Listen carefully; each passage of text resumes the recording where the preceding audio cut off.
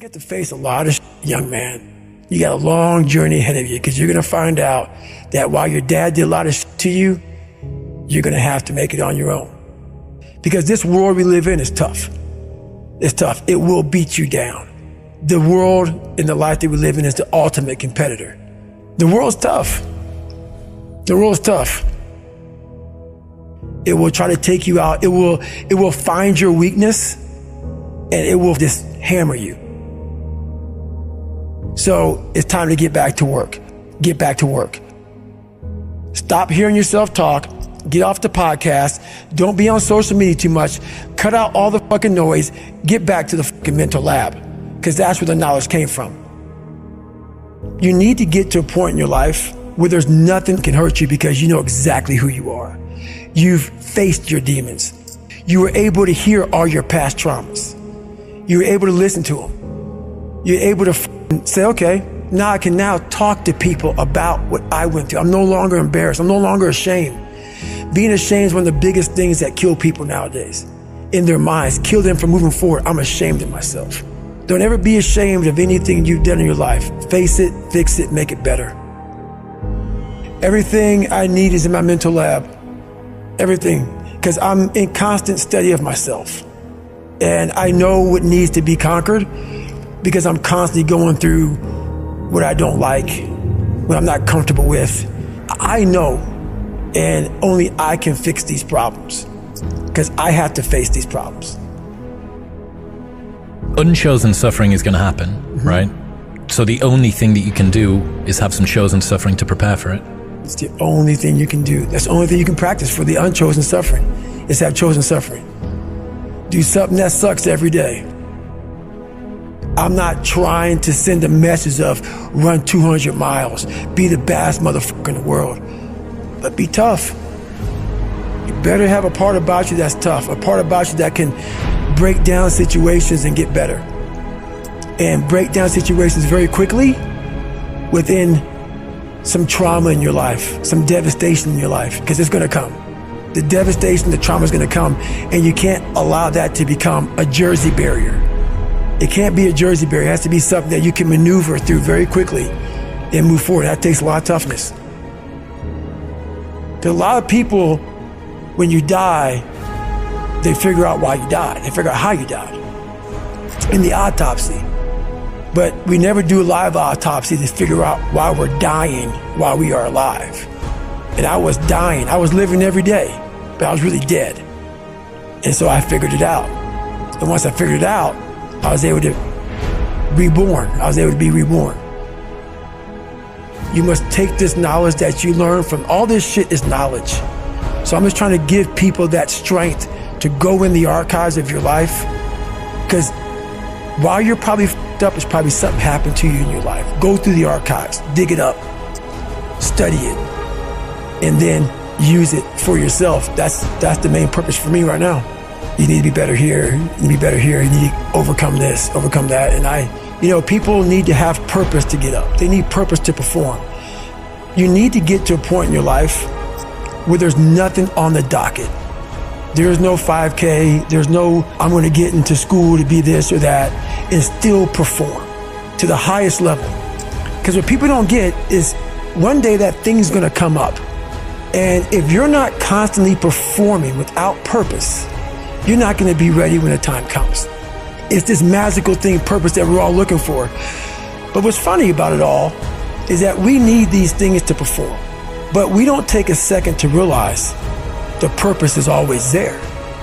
The purpose never leaves us because the very purpose is you. You are always the purpose. There may be another purpose, like being a SEAL or going to college or whatever, but the main purpose in life is you. So if you wake up in the morning and you don't want to do something, you don't care enough about yourself. And that's what you need to really research is, why am I not doing this for myself? Because that is the number one purpose in life, is to better oneself. So that's the only purpose I fucking need. So the reason I get up every day, even though there's no race or there's no school, there's nothing in front of me, is because I have pride in myself. I was born David Goggins. David Goggins wasn't good enough. He was a scared, bullied, abused kid who struggled in life. And that kid, whenever something got tough, no matter how hard I trained, no matter how ready I was, whenever something got tough for me, David Goggins, the real David Goggins, would come out and he would quit. So I realized this over a period of time. So I had to build Goggins. And in that process, that's where I get better.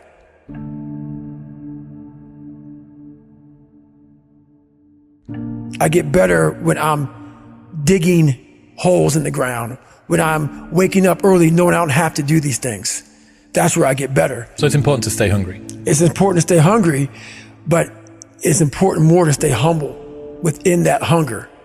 So while you're hungry, a lot of people are hungry, but humility is everything. What was that story about William Crawford, the janitor? Yeah. So this guy won the Medal of Honor. So he won the Medal of Honor, and which is the highest award in the military. And this guy went to the Air Force Academy, and he was a janitor. And no one knew who the this man was. He had the highest award in all the military for heroics. For heroics, saving lives, putting his life on the line, could have been killed. And he is now basically, cleaning shitters for young kids. And we can all imagine how that probably went. There's probably some, little bit of taunting here and there. And he just sat there and cleaned the shitter.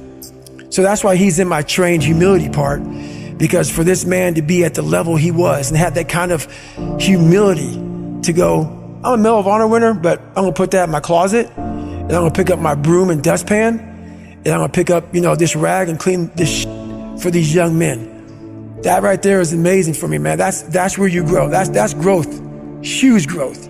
And also it shows that he was doing his job. He was a servant.